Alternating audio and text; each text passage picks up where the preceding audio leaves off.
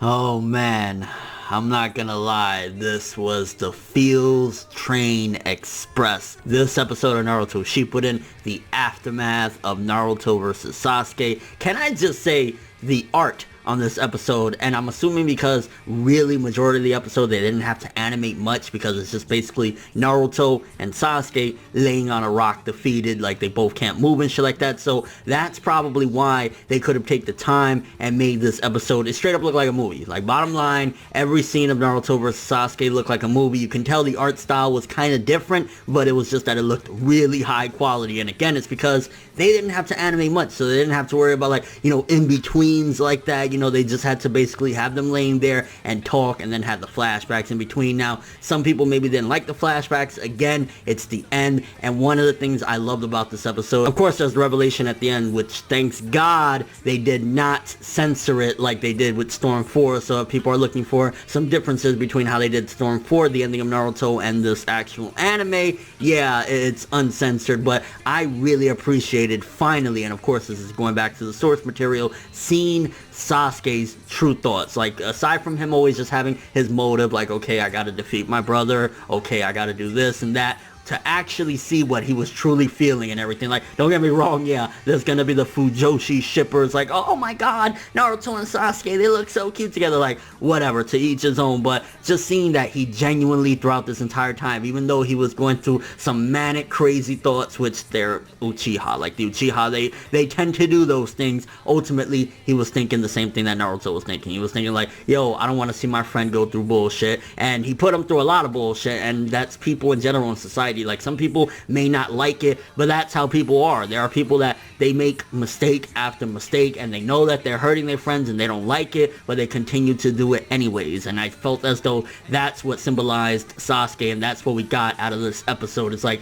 he knew he was hurting Naruto, and he didn't really like it. He felt bad when he, you know, seen him in pain and stuff like that, and going through all the struggles and stuff like that. That's why he even shed a tear, which Sasuke shedding a tear, like, you know, if it's not about his brother, you never really see that shit. But to see him actually shedding a tear and realizing, like, Naruto went through hell and a lot of it was to save him, it was great. Like, this episode, honestly, fantastic. The art, the music, throwing a couple of the old OSTs from Naruto, the original, like, it was amazing. I'm not even gonna lie to you. I don't give a fuck what people think. Yeah, I had the feels, I had the tears streaming down my face as I was watching this. I was just like immersed in it, because again, for a lot of fans watching this and getting all the flashbacks in between the conversation between Naruto and Sasuke, it really reminds you of this journey you've been through with these people for years upon years, especially if you've been watching Naruto for many years. It's like, yo, I went through this with them. Every week, every episode, every chapter, I've seen these people going through these things. So to kind of relive it all in one and see Sasuke's true thoughts and everything, it was amazing. It was truly a great finale. And of course, the ending, there was a price to pay. Now, granted, if you've seen the last Naruto the movie or Boruto or anything like that, then you know that eventually after the release, Naruto is going to have some sort of replacement regarding the arm. Sasuke, it seems as though he's pretty much fucked, although I can't really remember, to be honest with you, now that I think about it.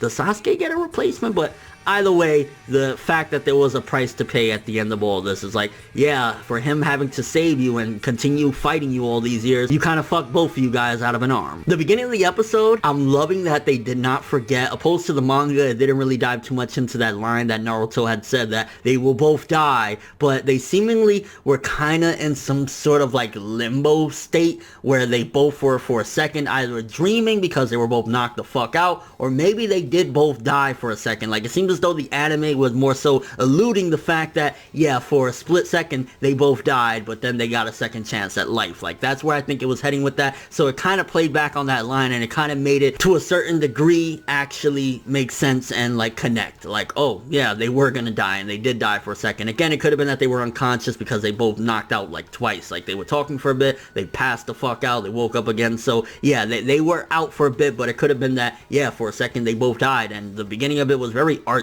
Like, the beginning of the episode, the way they were showcasing like them and seemingly the afterlife or something like that, it felt kind of artsy, but at the same time it was doing something a little bit different. So this is not the same adaptation that the game did. This is not the same thing as the manga, and I'm appreciative because it's like, okay, I already went through this in the manga, I already went through this with Storm 4, what are you going to bring to the table? And the art and animation was gorgeous for this episode, I gotta say that yet again. And the fact that they did a couple of different things, great as well. And it truly feels as though, like, Studio Period really aren't playing. Like, next episode seems as though they're actually going to continue on to getting to the finale. Again, I don't know if they're going to completely do all of the last 2 chapters, because I think there's 2 chapters to go, 699 and 700. They might stretch everything out for a bit or throw some fillers in there, because episode titles kind of seem a little wonky right now. But as it stands, yet again, this episode, great episode. It probably was a good thing in retrospect now that they didn't add all this in the end of the last episode, because they would have had to cut out 95% of this just to squeeze the fact that Naruto and Sasuke are both there, like, you know, pretty much fucked up and can't move. And yeah, honestly, it's crazy to say it, but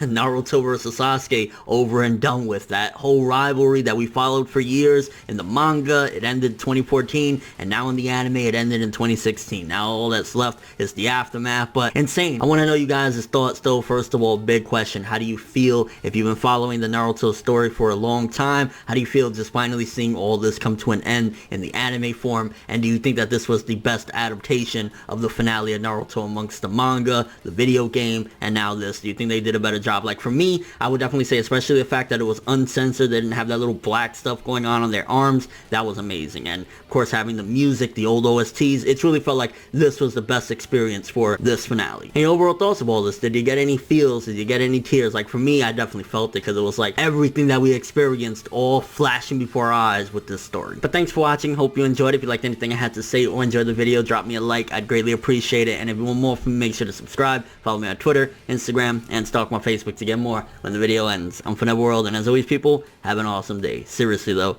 can't believe it. We finally got through all this, and it was a crazy ride.